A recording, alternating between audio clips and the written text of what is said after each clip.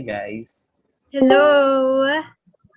Hi. Guys, how are you? Good. Hi. Ciao. How have you guys been? It's been so long since we saw each other both face to face and virtually. Yeah, I just recently started my job.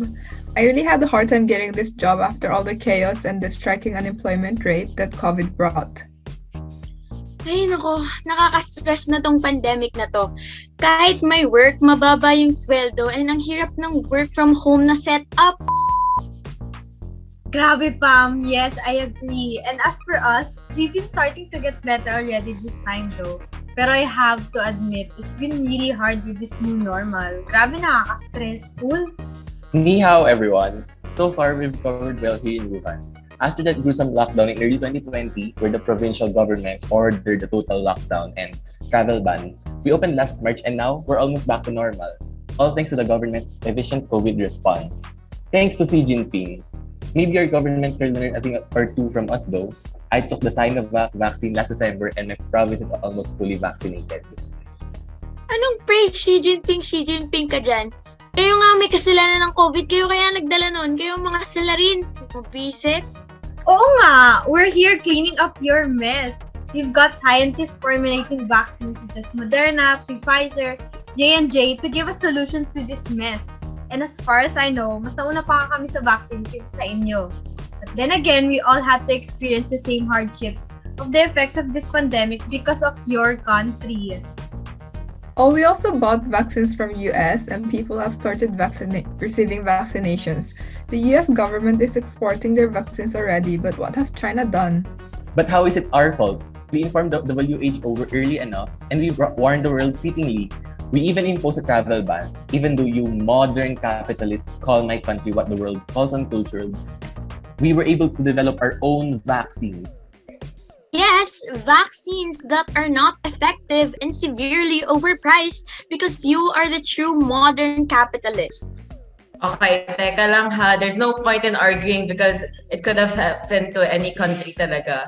If you guys are arguing about who's more modern and who's worse, wala kayong natutunan dati sa soksay natin.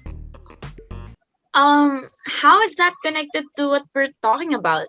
Yeah, that's so 1990s. So since we're talking about COVID, I'm pretty sure everybody is both curious and skeptical on how quickly the scientists were able to research, formulate, test, and distribute this to the entire world in just a matter of months. But before that, I want to remind you guys that the advancements we take for granted today are founded on ideas born on the 19th and even 16th century, long before any of us were born. Weird, right? So let me explain. So I actually prepared a PowerPoint. Yes. So here we will see how modernity emerged. So modernity actually began with the cosmos. So back at the genesis of scientific revolution, early philosophers were engrossed with the study of cosmos or cosmology. So first we have Ptolemy. He proposed the geocentric theory, which states that everything revolves around the Earth. This is also similar to what the Christian Bible mentions in Joshua. This is how the geocentric theory looks like. And next up, we have Copernicus. Nicholas Copernicus was a Polish priest and astronomer during 1543. He suggested the heliocentric theory, which states that the Earth revolves around the sun. And this is an image of that theory. Up next, we have Galileo Galilei. He was a natural philosopher, astronomer, and mathematician. He confirmed the heliocentric theory first proposed by Copernicus.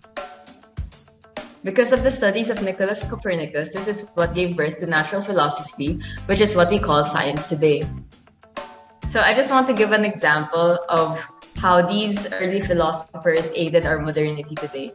So we have the Aristotelian physics and the Galilean physics. So this is with respect to heavy and light objects as they fall due to gravity. So in Aristotelian physics, it says that heavy objects fall faster than lighter objects.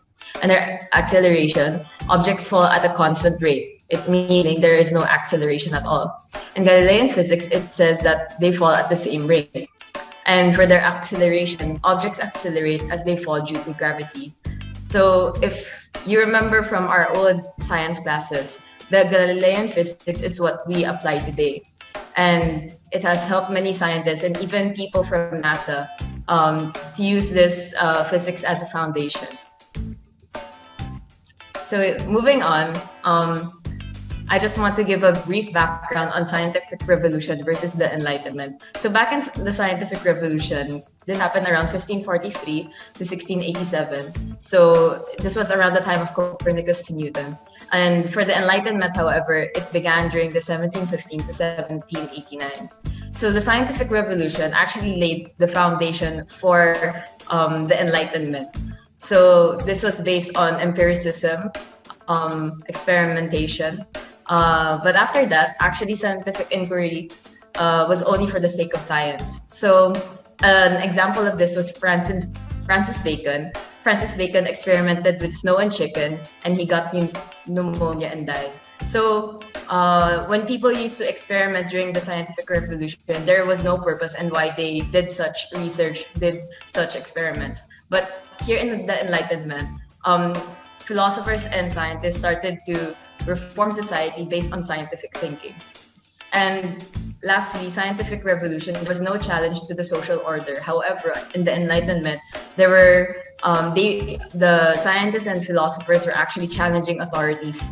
There was intentional antagonism, but it was to be more based on reason in the religious, social structure, and government settings. So that's how early philosophers actually have impact on our modernity today. That's right, Sab. I kind of remember now.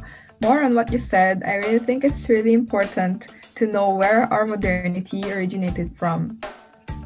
All our success and achievements in modernity today, such as individualism, human rights, liberty, education, principles, and many more, emerged from the foundational philosophies brought by the forerunners of modernity.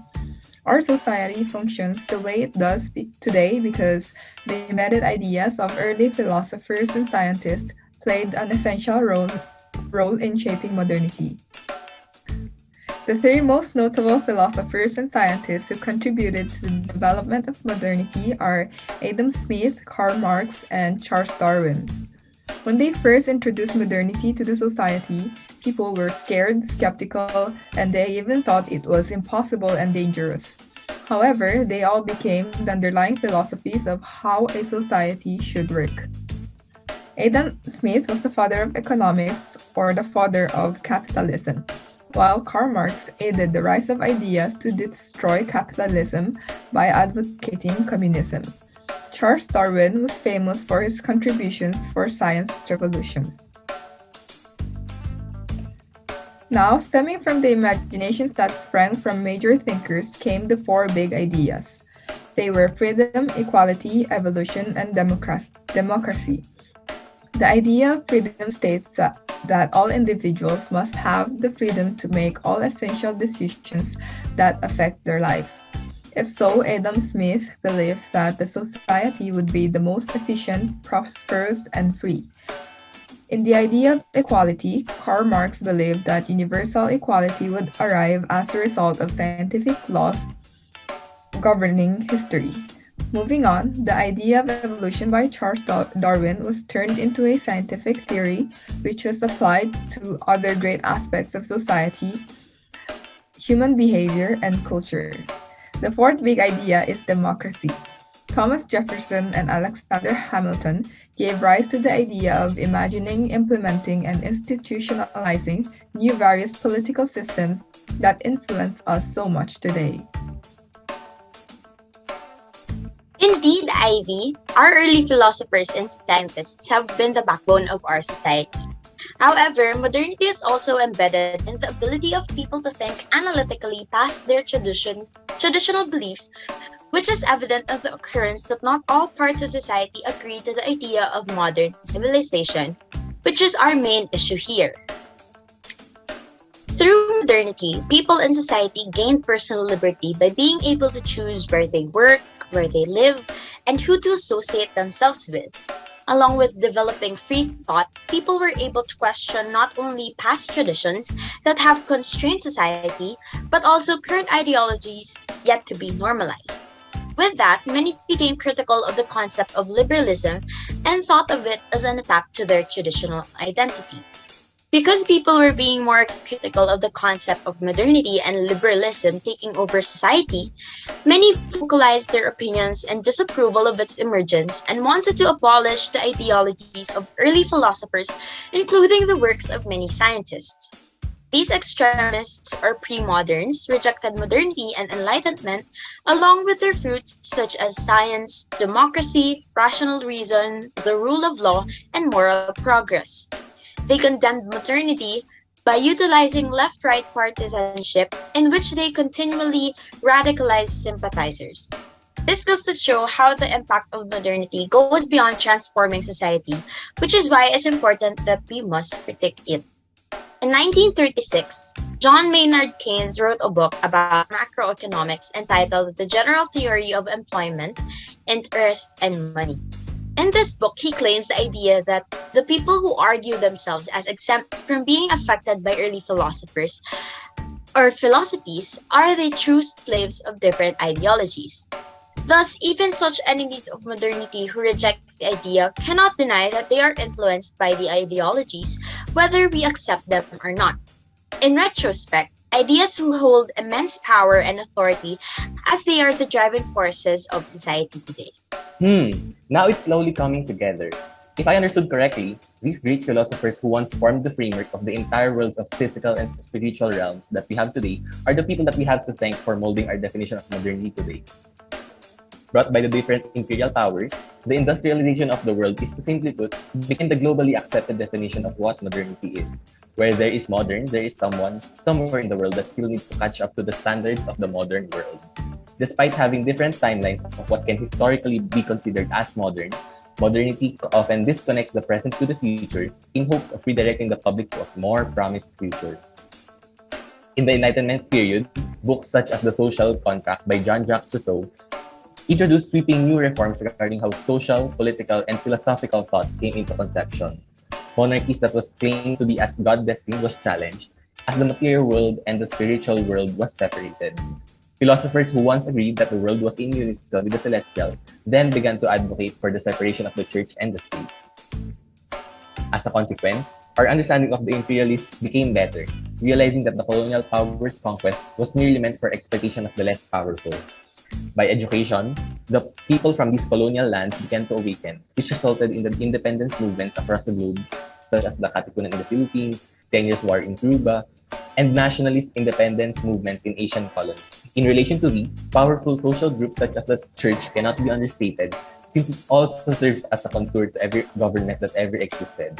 These organizations serve as a type of government that affects people by force in countries that has strict laws tied to religions, or by choice for countries without. Through these divisions in major religious groups, hate groups towards each other also emerged, such as anti-Semitic and Islamophobic sentiments. Today, religion plays a much simpler role in the formation of societies. In today's data-driven world, things that are tangible, scientific, and practical in pursuit for the betterment of everyday lives are paid more attention and more value. This is the modernity that stems from the philosophies of the 18th century thinkers. Now, with all that said and mentioned, I think we all have some brushing up to do. We have been reminded how modernity has emerged and is still emerging, and each one of us, or our own country perhaps, has its own context. Modernity arose from early philosophers and scientists, and this modernity we have and experience today stems out from these forerunners. Because of them now, we live as how we are today, and because of these great ideas of modernity. But let us not forget one of the takeaways we also learned from our soft side, which is the subjectivity of modernity.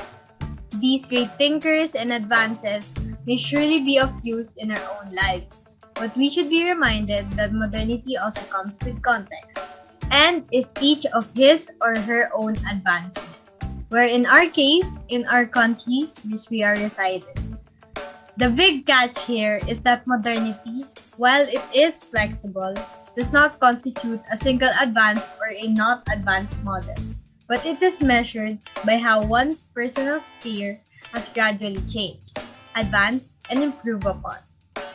With this big idea and takeaways upon everything we have learned today, I guess we all need to take a step back with what we all have said and argued a while ago. What do you guys think? Well, with all of that being said, I just want to say I'm really sorry, Adam, for putting all of the blame on you and your country for what has happened in our world today. I think it's really crucial to take a step back sometimes and take a look at the past, maybe revisit what we have studied about the past, because the past is what is the driving force of our present today. Yeah, actually, what you said puts everything into perspective. I think more than breaking and blaming each other down, we should uplift each other's cultures and love one another instead. We are sorry, Adam, for blaming your country. Now to think of it, we are all in this together, so we must not fight, but think of ways on how we can help and encourage each other to find our way out of the crisis. No worries, guys. I'm happy to have been reminded of my oversimplified view of modernity. I guess to some merit, I also have to check out my definition of good governance in relation to this modern world.